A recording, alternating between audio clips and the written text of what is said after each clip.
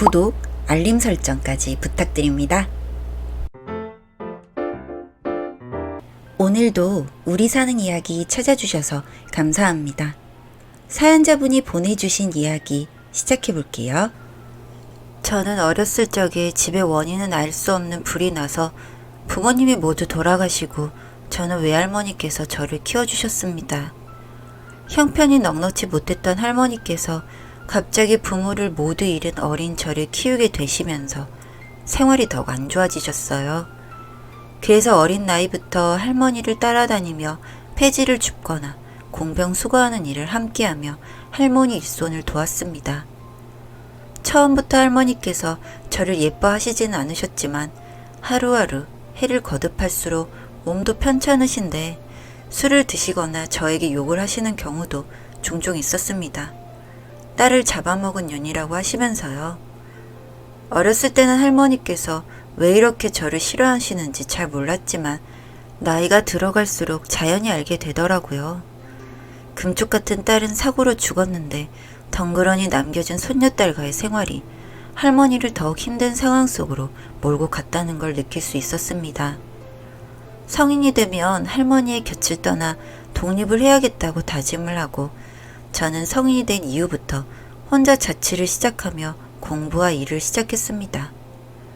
아침에는 학교를 가고 저녁에는 아르바이트를 하고 방학이면 공장에서 학비를 버느라 일을 하러 다녔어요. 다들 대학생 때는 친구들과 선후배들과 놀고 더 많은 세상을 경험하기 위해서 여행도 다니고 즐거운 시간을 보내는데 늘 혼자서 일하고 공부하고 밥을 먹는 저의 생활이 가끔씩 제가 생각해도 짠하게 느껴질 때도 있고 이렇게 홀로 남게 된 모든 게 원망스러운 날도 있었습니다. 그래도 원망만 하며 살 순 없었기에 저는 또 하루하루 열심히 살아갔습니다. 그렇게 제 인생에서 가장 치열했던 대학교 생활이 끝이 나고 그에 대한 보상을 받기라도 하듯이 운 좋게 대기업 계열사로 취업을 하게 되었습니다. 지금의 신랑은 당시 저희 회사 협력업체 담당자였는데 처음 봤을 때부터 어쩐지 낯이 익은 그의 모습은 다가가기 부담스럽지 않고 왠지 친숙했던 것 같습니다. 그리고 그 남자는 업무로 미팅을 하게 되면 늘 음료수 하나, 물 한 잔이라도 챙겨주곤 했어요. 그렇게 다정한 그의 모습에 마음을 열게 되었고 알고 지낸 지 1년 만에 연애를 시작하게 되었습니다. 신랑은 자취를 하는 저를 위해 꽃이나 선물보다는 집에 필요한 생필품들을 챙겨주며 살뜰히 아껴주었는데 그렇게 꼭 제가 필요한 것을 알아주고 챙겨주는 게 정말 너무 고마웠습니다. 누군가 나에게 이렇게 따뜻하게 대해준 게 얼마만이었나 생각을 하다 보니 저도 모르게 그에게 점점 의지를 하고 싶은 마음이 커졌던 것 같아요. 하지만 저는 마음만 앞설 뿐 신랑에게 내색을 할 수는 없었습니다. 시골의 할머니는 노후가 준비되어 있지 않으시고 하나뿐인 딸은 세상을 떠나버린 상태다 보니 저에겐 부양해야 할 할머니만 계셨으니까요. 전 부모님도 없고 아무것도 없는 사람이었기 때문에 그 사람에게 가족이 되어달라고 할 수 없었습니다. 할머니께서 절 무척이나 싫어하셨지만 그렇다고 해도 더 나이가 드시고 건강이 나빠지게 된다면 결국 부양해야 하는 건 저였기 때문에 그런 모든 짐들을 나눠 갖자고 할 수 없었죠. 그 사람을 더욱 좋아하게 될수록 가끔은 원망스럽습니다. 돌아가신 부모님이요. 아마 살아계셨다면 저는 지금처럼 정이 굶주린 사람으로 크지도 않았을 테고 제 앞날 걱정보다는 홀로 계신 할머니 부양 걱정을 하면서 살진 않았을 거라는 생각에서였죠. 그래서 전 결혼이란 것은 다른 세상의 이야기라고 생각하며 살았습니다. 그 사람과의 연애도 마찬가지였고요.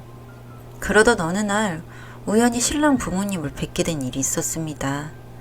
그날은 제가 하필 친구 대신 편의점 아르바이트를 해주고 있었는데 신랑 동네 근처도 아닌 곳에서 부모님과 함께 신랑이 들어오더라고요.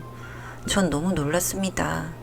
신랑이 가족 외식이 있다곤 했지만 굳이 어느 동네에서 외식을 하는지 물어보지도 않았고 그래서 이렇게 편의점에서 처음 만나 뵐 거라는 생각은 하지 못했는데 너무 당황스러웠어요. 신랑도 불편한 제 마음을 눈치라도 챈 건지 인사만 하고 바로 자리를 피해줬습니다.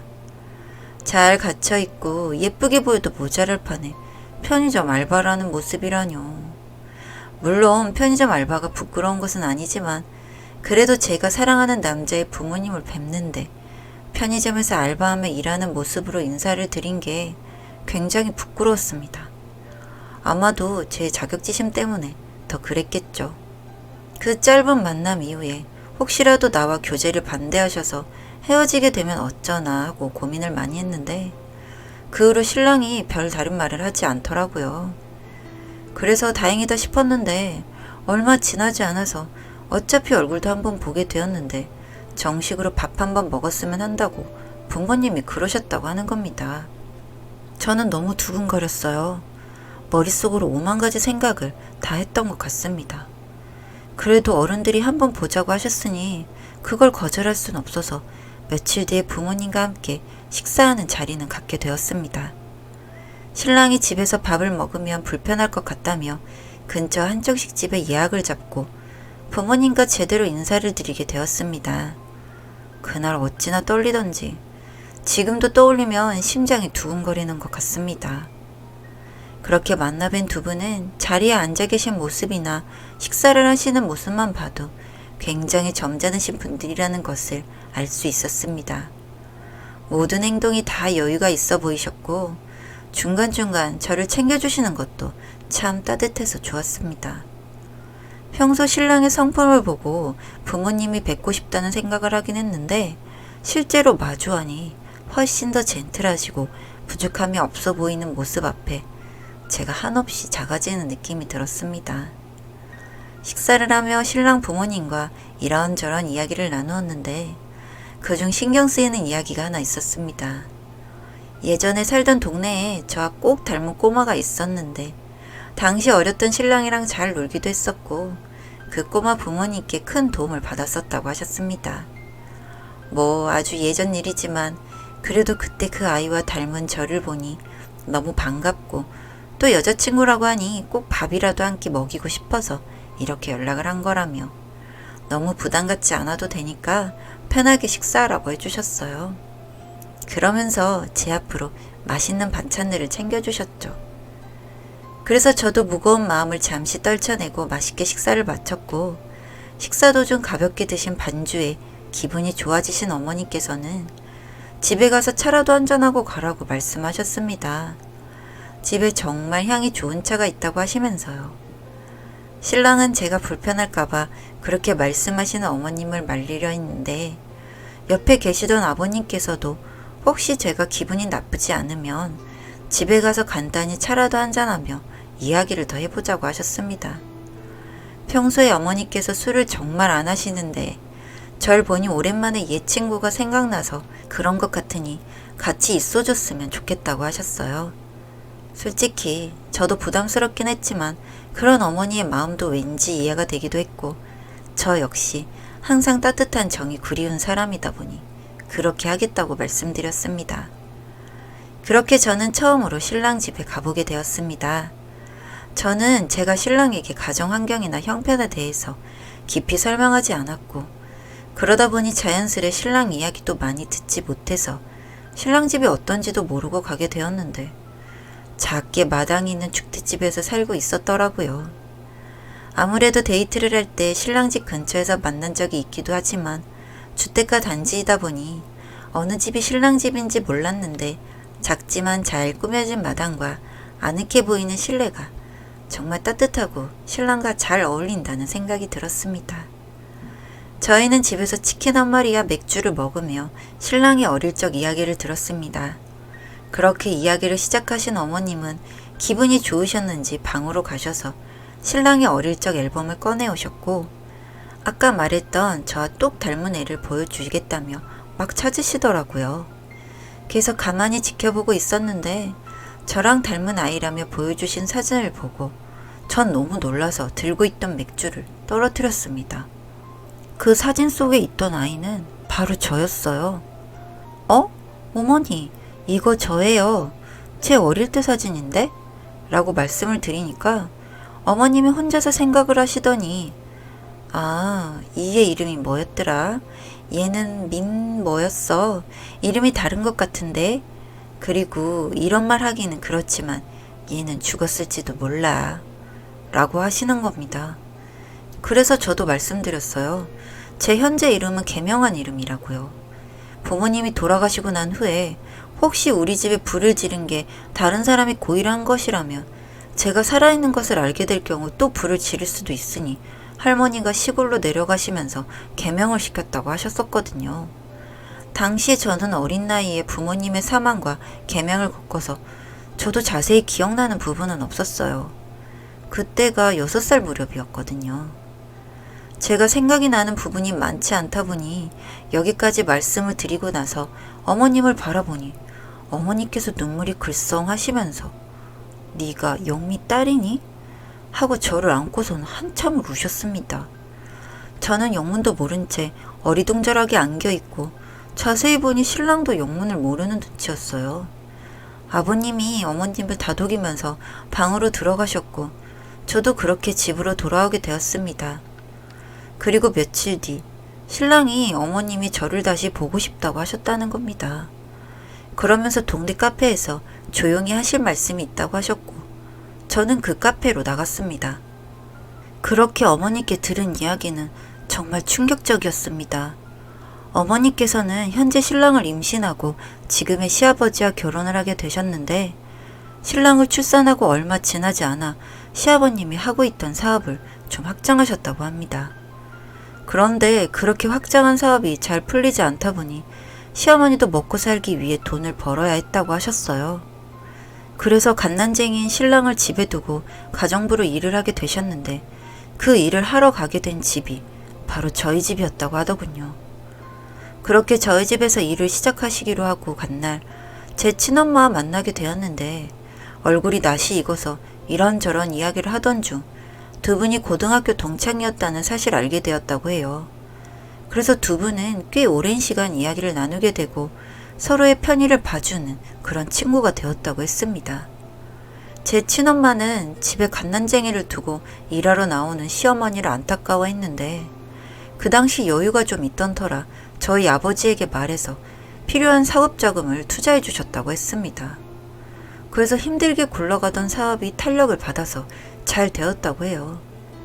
정말 힘들 때 다른 곳에서는 누구 하나 도와주지 않을 때 손을 내밀어준 친구다 보니 평생 잊혀지지가 않았다고 하셨습니다.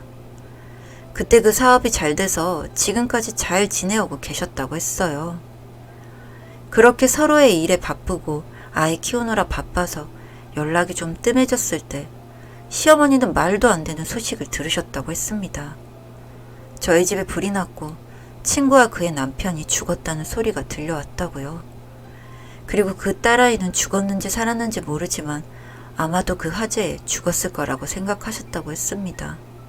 그런데 그 아이가 이렇게 잘 커서 또 이런 인연으로 만나게 되었다면서 눈물을 흘리셨어요.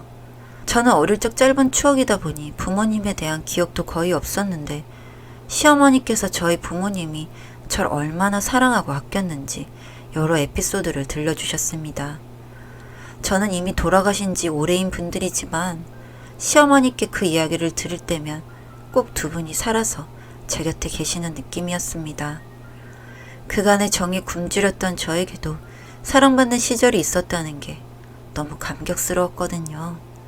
화재로 모든 것이 남아있지 않았는데 시어머니의 사진첩 속에서 몇 장 나와있는 부모님과 아기 때 저의 모습을 보면서 전 추억할 수 있는 것들이 생겨 너무 행복했습니다. 그리고 이 일을 계기로 시부모님은 빨리 결혼을 서두르셨습니다. 그동안 제가 살아온 이야기를 들으시면서 같이 마음 아파해 주셨고 아무것도 없이 힘들게 살아온 절 아시기에 시댁에서 모든 걸 다 해주셨어요. 너무 죄송스러운 마음에 눈물이 나는 걸 참느라 빨개진 눈을 하고 있는 절 보면서 시어머님은 말씀하셨습니다. 지금까지 내가 너에게 해주는 건 정말 아무것도 아니란다. 내 부모님은 정말 우리 세 가족의 목숨을 살려준 분들이나 마찬가지거든. 그러니 미안해하지 마렴. 그리고 나는 널 그 갓난쟁이 때 봐온 그 모습 그대로 우리의 자식이라 생각하면서 살아가려고 해. 나중에 하늘에서 영미 만나면 내가 막 자랑도 하고 네 딸한테 이렇게 잘해줬다고 으스대고 할 거니까 넌 그냥 받기만 해줘. 그래야 내가 네 엄마 만나면 큰 소리 치지. 라고요. 제가 살아온 세월이 참 팍팍하고 힘들다고만 생각했고 왜 내 부모님은 나만 놔두고 이렇게 빨리 가버렸나 했는데 전 결국엔 부모님의 보살핌을 받고 있는 것이었습니다. 제 부모님이 시어머니께 보여준 따뜻한 마음이 결국엔 저에게로 다 전해주고 있으니까요.